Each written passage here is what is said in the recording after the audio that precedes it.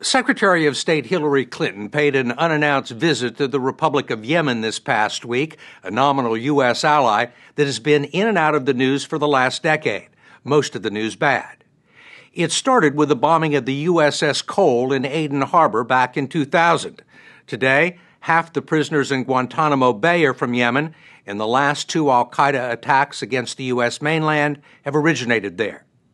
While the United States has been busy with military engagements in Iraq and Afghanistan, this remote, lawless country has now emerged as the main staging area for attacks against the West.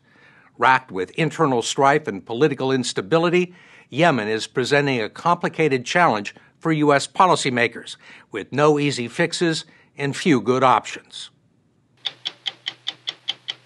The story will continue in a moment.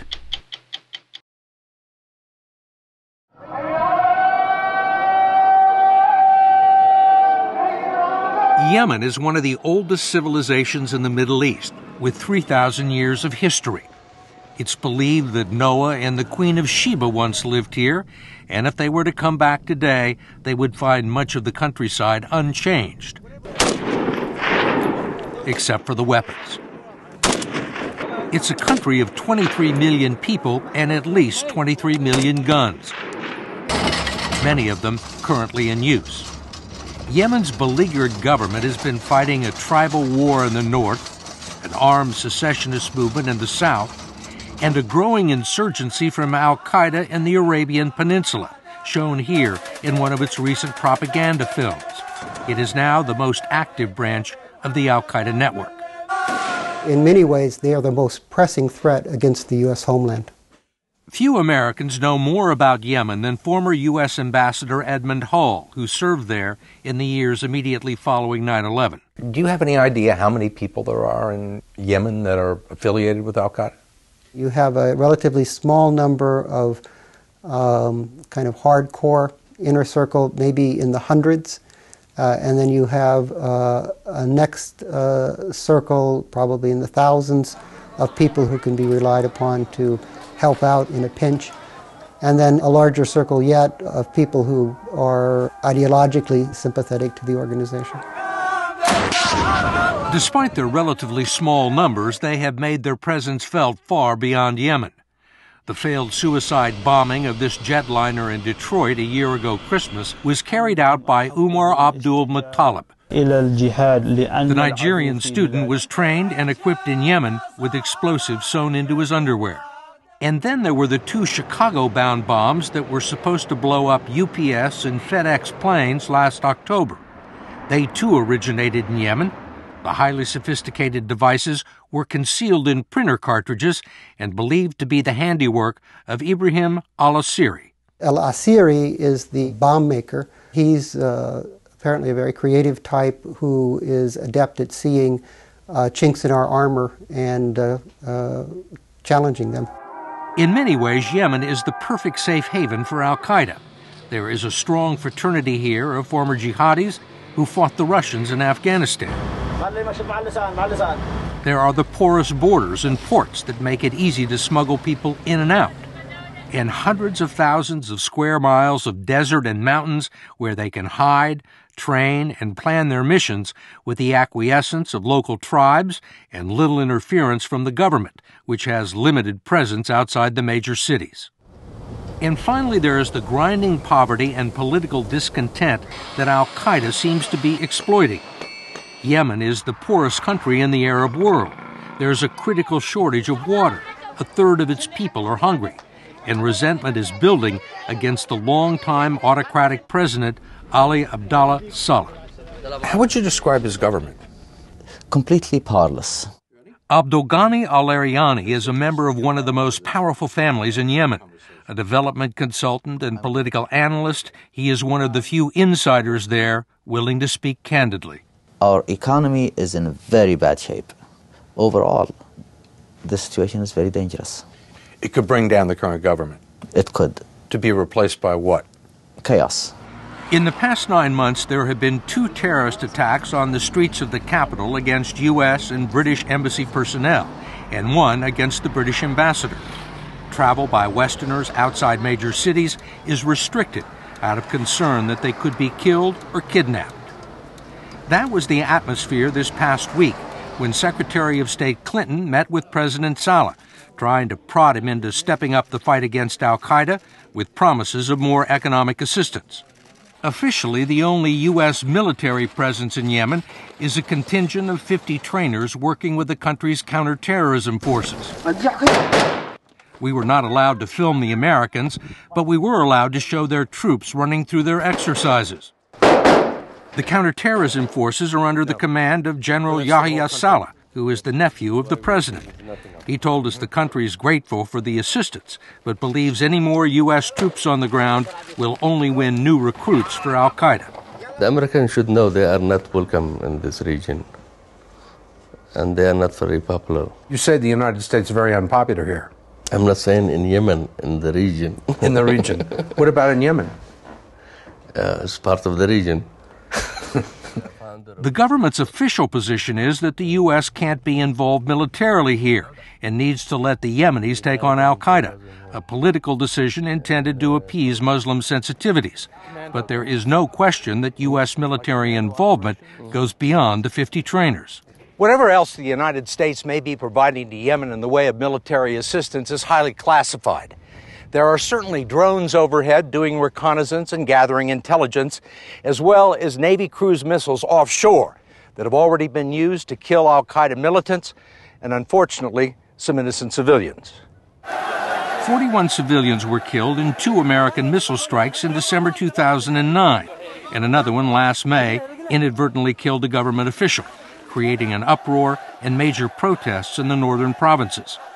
But leaked diplomatic cables show that Yemen has tolerated the attacks, and collateral damage is unlikely to deter the U.S. from going after high-value targets, one of which is an American. It is important that we present the proper role models for ourselves to follow.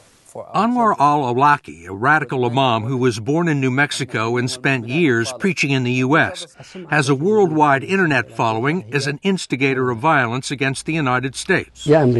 America, if you kill us, we will kill you. U.S. counterterrorism officials believe al-Awlaki has graduated from encouraging people to kill Americans to helping Al-Qaeda actually do it, and permission has been granted to assassinate him even though he's an American citizen.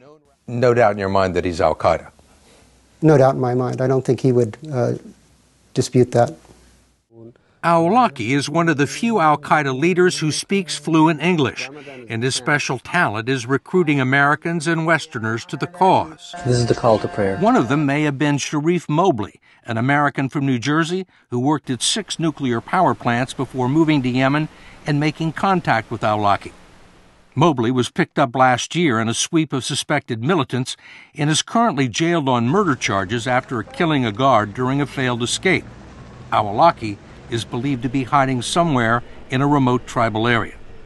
Would you send troops in to try and get him? For sure. Abu Bakr al-Kirby is Yemen's foreign minister. You're working very closely with the United States. Yes. And your government is committed to fighting terrorism. Yes. If there was somebody here in Sana'a that the American government thought was an important terrorist, Yes, of course. you would go out and arrest him? Of course, we will arrest him and look at the evidence against him and prosecute him if he has undertaken any terrorist activities. But that has not been the case with Sheikh Abdul Majid al-Zindani, a politically influential firebrand cleric who the United States has named a specially designated global terrorist. The UN Security Council says Zindani has a long history of working with Osama bin Laden. He is actively recruited for Al-Qaeda training camps, and he has also played a key role in the purchase of weapons on behalf of Al-Qaeda. In addition to being the country's most powerful religious leader, Sheikh Zindani also runs Al-Iman University, the alma mater of some very famous alumni. John Walker Lynn, the American Taliban recruit, studied at the university, as did the underwear bomber, Abdul Muttalib. Sheikh Anwar al-Awlaki was a teacher there. Both the university and Sheikh Zindani operate openly in Yemen's capital with the blessing of the government.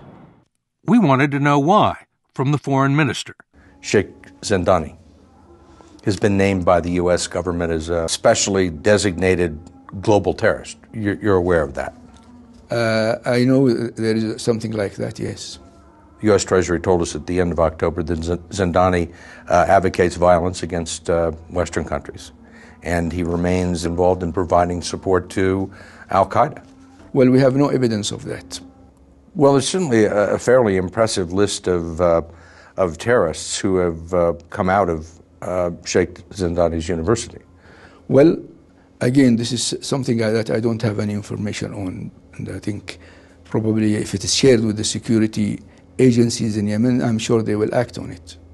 Many of those who were involved in terrorist activity in Yemen were students of the university, and I consider it to be the cradle of extremism in Yemen. The cradle of extremism. Yes. Abdulghani Al-Ariani, the Yemeni development expert and political analyst, says it's obvious to most people in Yemen why the government refuses to go after Sheikh Zindani. It's impossible. Politically, it's impossible. Zindani has huge following. What is the relationship between Sheikh Zindani and President Saleh? They're political allies. So you have somebody here who the United States government, the United Nations think is a terrorist, and he is a political ally of the president. Yes. And he is living openly. He not only lives openly, he is a former member of the Presidential Council. So he receives all the protection and security and financial benefits of a former leader of the country. Needless to say, there is a good deal of mistrust between the United States and Yemen. Much of it goes back to 2006, when 13 Al-Qaeda members escaped from a prison in the middle of the capital by supposedly tunneling their way into an adjacent mosque. Not even the president's nephew, General Saleh, who's in charge of counterterrorism, seemed to buy the official version. It was this story that they dug out with spoons. Yeah, that's the story. Do you believe that? We have to believe it. You have to believe it. Do you think maybe they got some help from some people in the system? Maybe. I have no idea about that. At a minimum, there was incompetence. Whether there was collaboration, facilitation, I don't know. But it really was the launch point for the current Al-Qaeda organization in Yemen. Some of the escapees now comprise the top leadership of Al-Qaeda in the Arabian Peninsula, which would like nothing better than to see the United States intervene militarily in Yemen. But there is no appetite for it in Washington these days, in strong sentiment that it would only make the situation worse.